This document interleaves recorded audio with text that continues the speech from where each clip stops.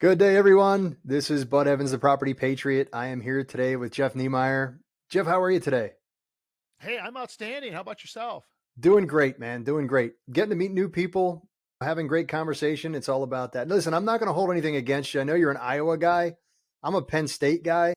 Once we get past that, we're all good. Yeah, we're in the same conference, and you guys have a really good wrestling team. And obviously, Iowa's known for its wrestling. So I won't hold the fact that you were in the Air Force and I'm a Marine. So Yeah. Okay. Excellent. Great point. All right. This is the AMI podcast. Like I said, I am Bud Evans. I am here today with Jeff Niemeier. Jeff, it is a pleasure talking to you. Thank you very much for coming on today. Would you mind doing me a favor and give me a quick introduction? sure. My name's Jeff Niemeier, and I host the Student of Money podcast. And I have been an entrepreneur, business owner, real estate investor, and I'm big into personal development. Been doing that since 2002. Started buying real estate in 2005, went into syndications around 2011, and I currently now manage and operate a real estate fund and buy multifamily apartment complexes and single family homes. And Jeff, how did you wind up in real estate? Great question, because I didn't start in real estate. I actually started with a traditional technology business. So my background's in engineering, electrical engineering. After I graduated college, I went into IT, information technology. So as a Microsoft certified guy, I had Cisco certifications. I was in that corporate America, and someone actually introduced me to Robert Kiyosaki and his book Rich Dad Poor Dad back in early 2000, before Robert Kiyosaki really blew up, and went to a couple of his events. And Robert was obviously a real estate guy. I had a first cousin that was really heavy into real estate. So I always knew that real estate was out there and it was something I wanted to do. But I actually started with a traditional business back in 2002. I left my job, went my burn the boats mentality, where I was working on this business. And actually what happened was is my employer found out that I was going to go out on my own, and he essentially let me go, fired me when he found out about it. And it was, oh, I guess I really am doing this for sure now. And the long story short is they sued me for a non-compete violation of my contract, which ended up getting thrown out and dismissed in court. But it took 4 years fighting my employer, and it cost me thousands of dollars in legal fees, because the reality is most employers do not like their employees doing something outside of their business, right? You're captive. Well, they want your attention.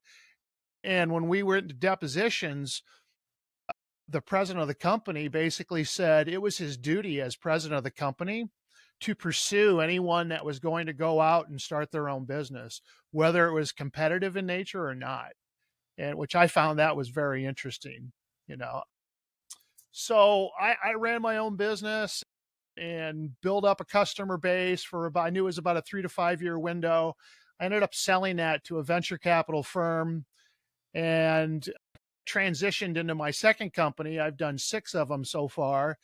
And at that time, I was signing a contract with a property owner, and he said, "Hey, if I was to sell my property, you have got to get a new contract with the new owner." And I said, "Oh, so you're actually looking at actively selling this property?" And he said, "Yeah, I am." I says, "Would you mind if I gave you an offer to purchase it?" And he says, "That'd be great." And he lived in Des Moines and I'm in Cedar Rapids, and the property was here in Cedar Rapids. It's a 16 plex. I ended up raising $65,000 from my friends and family network, and I bought $800,000 of property with that 65,000. And that individual actually got me started. He did seller financing on that deal, and I only put 10% down. That apartment building was 450,000, and I put 45,000 down. And like I said, all in all, I bought $800,000 of property in that year. And that kind of got me into real estate. It was student housing. So I started out my real estate career with student housing at a local community college. Oh, awesome. That's great, man. And that's a great niche. Now let's go over that first deal. I know, that wasn't your first deal, was it? My very first deal was actually a 4-bedroom, 2-bath house, which was student housing as well, that I bought like 6 months earlier. Mhm. And my very first fourplex, I actually still own it today.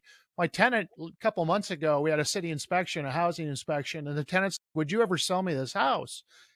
And I get asked that quite a lot. And I was like, "Yeah, no, actually, this is my very first rental property. I'll never sell. That's one thing I don't do. I'm a buy and hold guy, cash flow investor." So and I actually bought it. It was an empty lot, and a developer who was building this house, this cul-de-sac of 15 or 16 houses, was building this house. And I bought it with, basically, he showed me, "Here's the plans to the house." And I think I bought it for $125,000. And I said, this was in May. And I said, "The goal is I've already got 4 students that are renting this August 1st. You have to have this house done August 1st." So I said, "I'll buy it. We'll get financing." I had to I think I put $1,000 down. And I said, "It just has to be done on August 1st because I already have students scheduled to move in and they've already paid their deposit." And one parent even paid for the entire year all up front. And all that money I used to pay for the house. So when I went to the bank, I had the purchase agreement for the house and I had the lease from my 4 tenants already in hand. And then we had to figure out how to finance this thing. So I got 2 months to figure out how to come up with I ended up only having to come up with 10% down payment, because back in 2006, when I bought this, the bank was going to do an 80% first position, and then they did a 10% second position loan on that particular property. So I only had to come up with like a few $1,000s, and I was able to do that on my own. Nice. So I said, I still got that house. Midwest, these houses, they don't appreciate too fast, but I think right now it appraises for about 180, 185,000, and I bought it for 125. And I have cashed out of it a couple times. I've used it, the built up equity to buy more properties. So now on that cul-de-sac, I own 6 of the houses on this cul-de-sac of about 10. So I just keep buying more and more. I actually just bought my neighbor house on it last December. And I actually ended up buying that at 135,000. It appraised for 160, and then the city assessor called me and said, "How'd you buy this house for 135?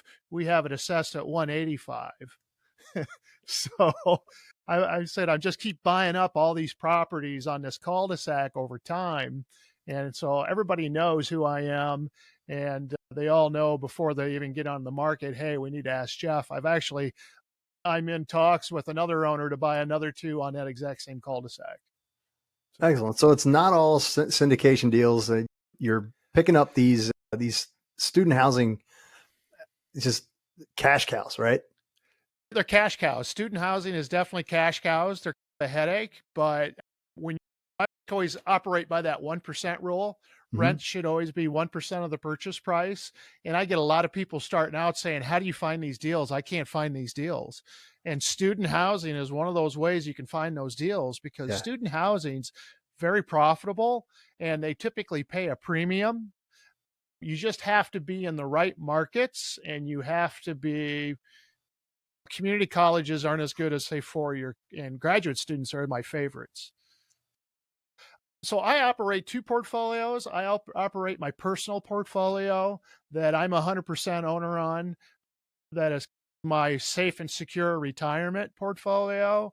And then I operate my syndications, where I obviously have limited partners in, and that I'm doing multifamily, and I do large 100 units or more in the multifamily. And I'm also getting into new construction and new development of zero lot line townhomes, build to rent.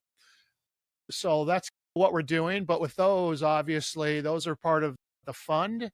And in my syndications, where I've got to do K1s to the LPs, and I'm not a, I'm there.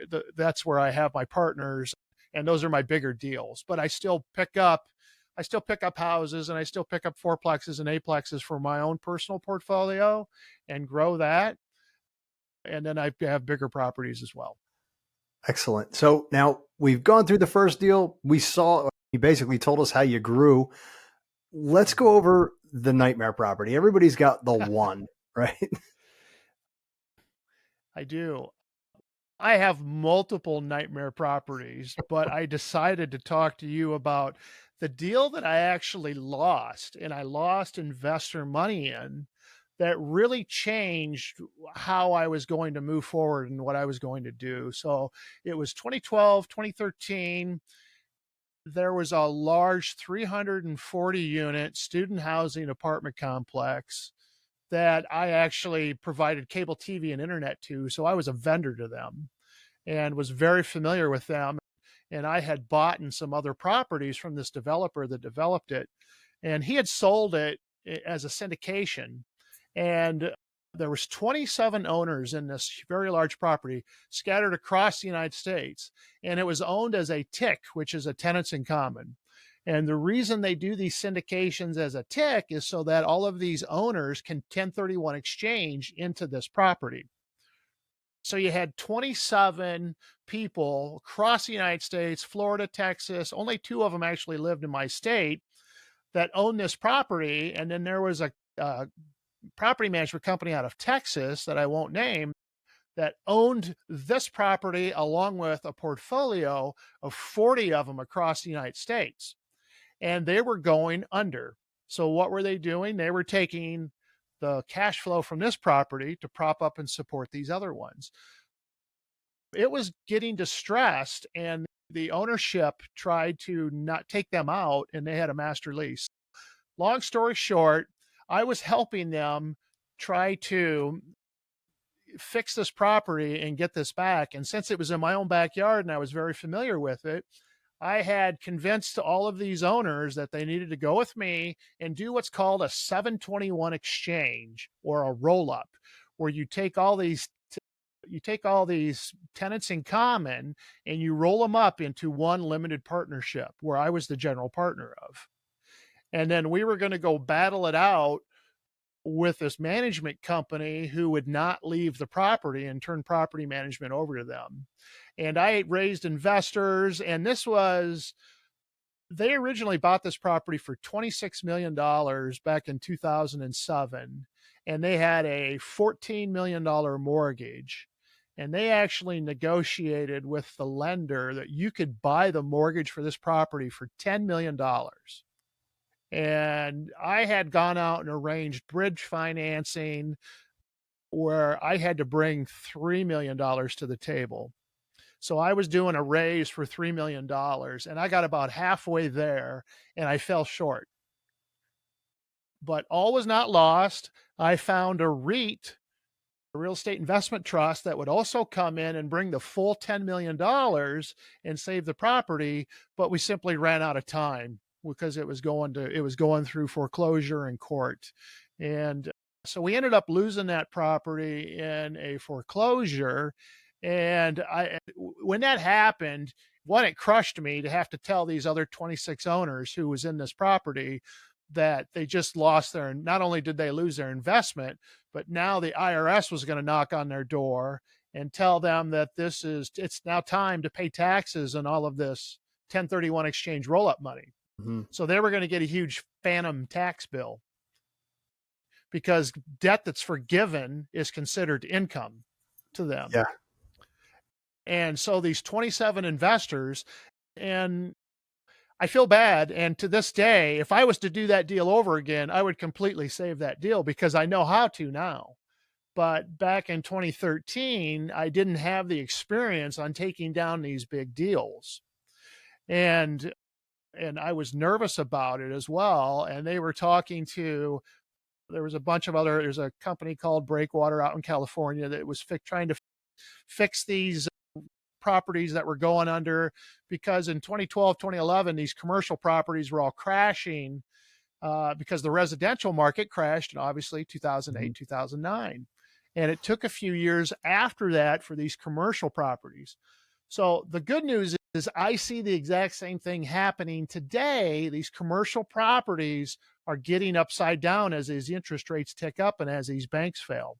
And there's going to be a huge opportunity to get into these properties that end up being upside down and they're not going to be able to refinance. So that's one of the things that my fund is positioning itself to do, is to come in and take over these properties that are going to be upside down in the next 3, 4 years. But when I lost that deal, I said, never again will I lose a deal because I'm not able to raise enough money.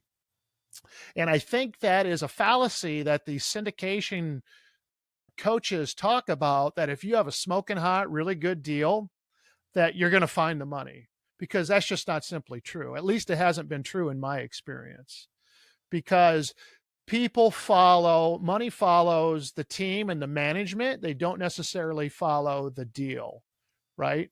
Yeah. So, because in order for someone to invest with you, there's three things that have to happen. They have to know you, they have to like you, and they have to trust you. So money follows management. They don't follow deals. So if that makes Yeah. I've, sense. I've also noticed, Jeff, that sometimes it's not necessarily the money, it's the time that you have to raise it.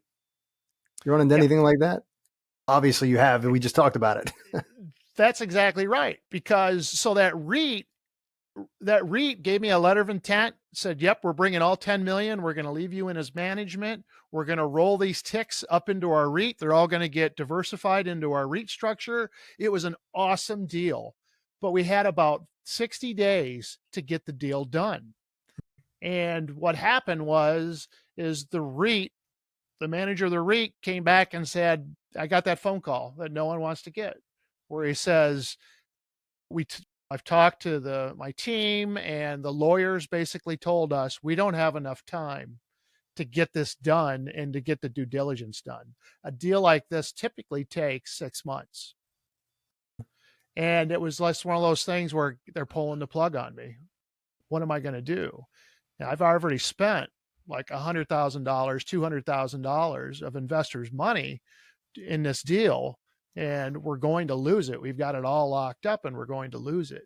And I think that's why, too, what you're seeing a trend where people are moving more towards the blind pool fund model as opposed Mhm. to the syndication model, because they want to make sure that you can raise that money ahead of time.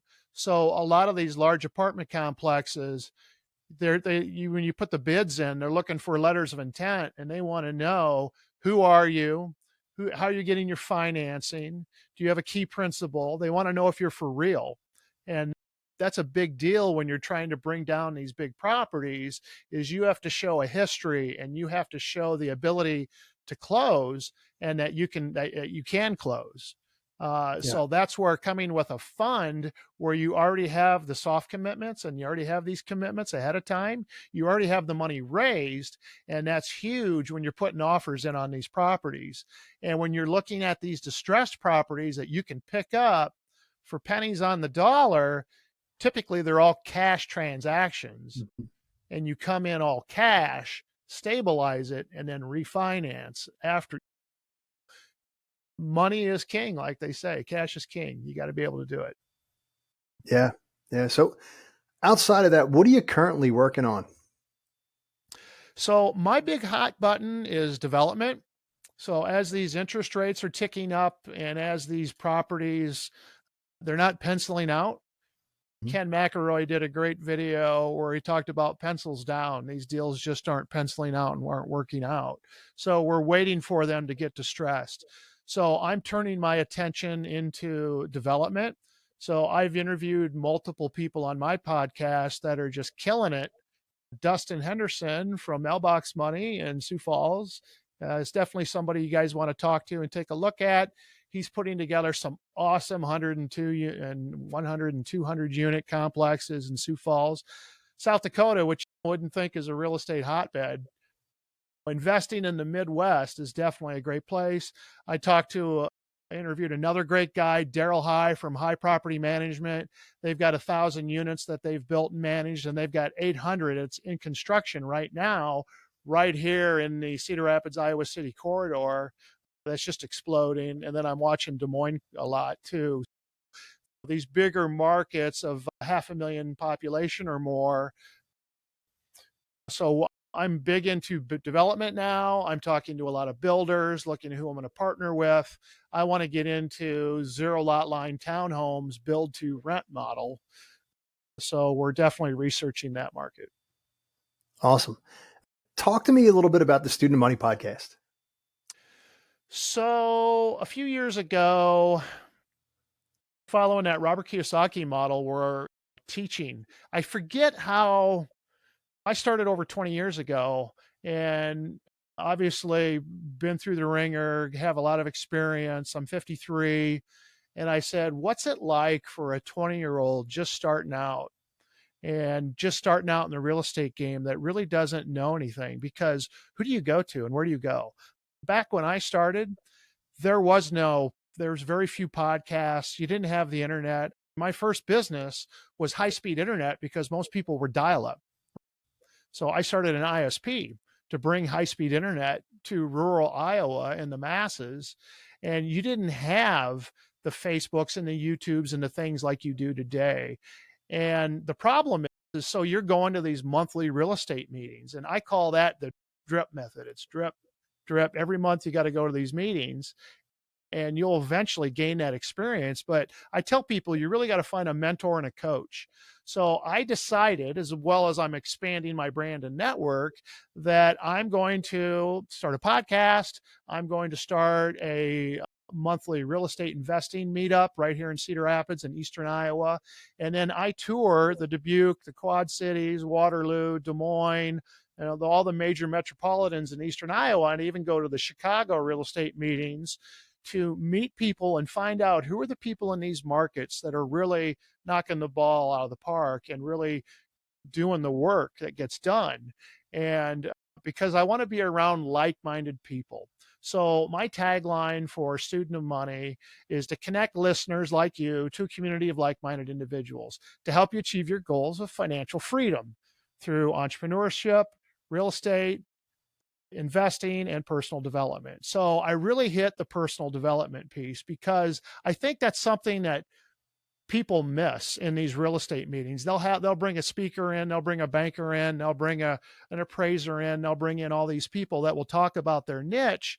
But I don't think people understand the power of real estate and talking about the different types of income and talking about how real estate is all about taxes and debt.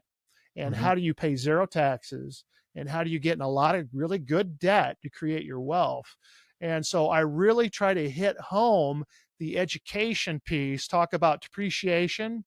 And then I also find out a lot of these real estate people are flippers, or they're not buy and hold long-term landlords, which is they're getting killed on taxes. And I say it's okay that flipping houses is real estate investing, but it's really more of a real estate business Yeah. because you're paying typically short-term capital gains and you're paying ordinary income, and you have to pay self-employment tax, which is FICA, your Social Security, and all that. So, it's a totally different game when you're flipping houses or wholesaling or doing these other things that are technically real estate businesses, but that's not how you gain true wealth. You Yeah. gain true wealth by building a huge portfolio of real estate over a period of time that is passive income where you're paying zero income tax. So I try to say I want to be a student of money. And so I'm trying to teach people how to be a student of money and how to invest into into real estate so that they can become financially free. Awesome. So let's talk about the learning aspect of this, right? So what is one thing that you learned as your wealth increased? I learned a lot. Like I said, it's taxes and debt, and then being able to how to handle it. I just said this yesterday on a podcast that you the personal development is really important too, because you have to grow into the person that you want to become. So whatever level you're at is a result of all of the work and all of the effort that you've put in up to this point. right? Everything that you've done in your history and your background experience and knowledge has gotten you to this point. So if you want to go from here to here, you have to become a new person to be that. The same Mhm. person can't go from this level to this level. You have to grow into that position. And so that personal development is huge. And personal development is honestly your best investment is you. Again, we go back to student of money. I want to be a student. I don't represent that I am the professor or the teacher or the instructor. I'm just maybe farther down the road than some people, but there's a lot of people that are further down the road than me. And I have a Mhm. lot of mentors and I pay a lot of money to masterminds and mentorships and do a lot of traveling and do a lot of training because I am a constant learner. I'm a constant student. And then I want to make sure that I am reaching back to people that are just getting started in real estate and trying to bring them along with me because I found some really motivated people. And I have a tendency to maybe talk too much at a high level. And I got to remember that, okay, they don't have the experience I do. They may not understand what a syndication is, what a private placement is. How do you use other people's money? How do you buy your first deal? How do you not use your money? How do you use other people's money? Because if Right. you use your money, you'll quickly be out of money because you're constantly reinvested and you're going to be fully deployed. And that's going to slow your growth. So the best way to go full time is to use other people's money. That's what we teach. That's what we talk about. And then how do you pay zero taxes? How do you go full time in this? Excellent. Excellent points. And that's why I gravitate towards rental properties instead of flips. I do have some flips that pretty much now just to keep the contractors happy and busy. But yeah, they're the ones Yeah. who make all the money, and I wind up paying all the taxes on a flip. I don't understand. So Well, yeah, yeah. Developers develop, right? That's what they do. yeah, yeah. And and so I just talked to a builder that I'm vetting to determine whether or not he might be a potential partner on moving forward. And he's done single family, custom build owner occupied homes. And he says, I do not have enough rentals. I have a very small portfolio. I Mhm. need more depreciation to offset all of my other active income, right? And that's the game I play. So my wife, and this is the perfect scenario, I'm considered a professional real estate investor. So Yeah. I get to take all of that depreciation and offset not only my income, but I also offset my spouse's W-2 income.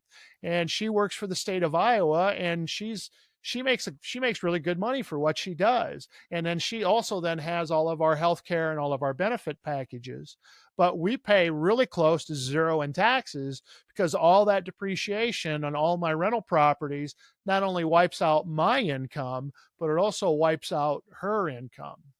And so that all that money that gets put into her that we pay in every quarterly or every pay period, that all comes back to us as a refund.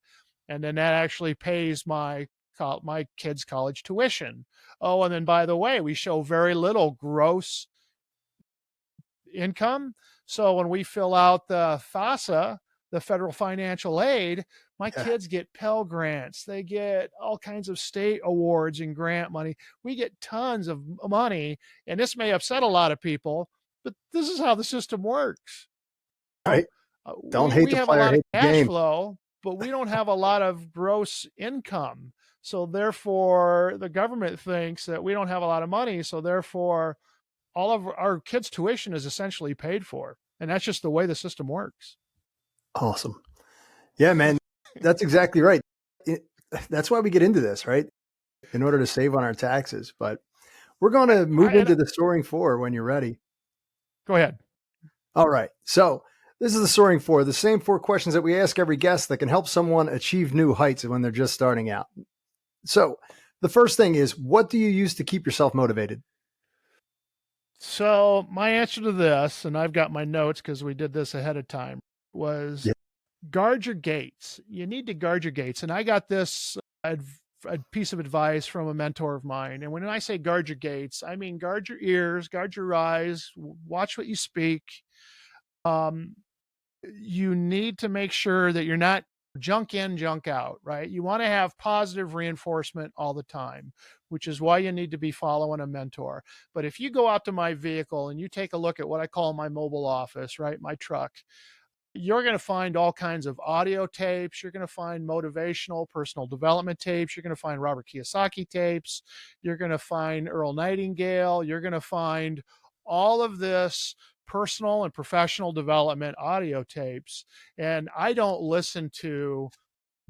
watch drama and I don't Netflix. I don't do any of that. I'm constantly bombarding myself with positive and uplifting, motivational and educational material.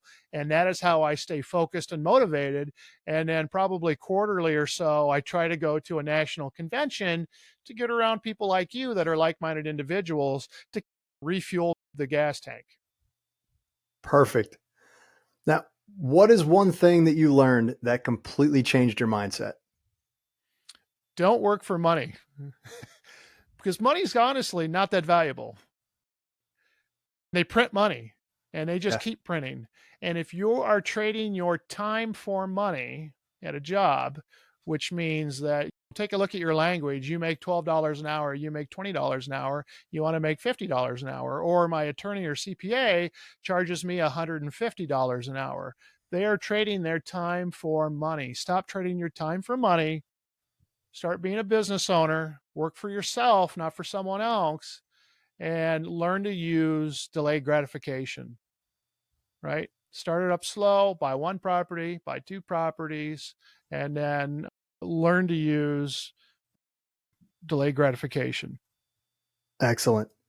What tools do you use to keep yourself on track? This one kind of stumped me when I looked at this, and I really had to think about this. And the reality is, I'm a numbers guy. I manage by financials. So, your report card in school was your grades, right? Your English, math, all that fun stuff. But your adult report card is your FICO score, your personal financial statement, your income sheet, your balance sheet. That is how you are judged in society today, and your personal net worth. So that few months ago, I found out the median net worth for someone in their 50s is like $250,000 to $270,000. And that's sad. And most of that's probably their primary residence.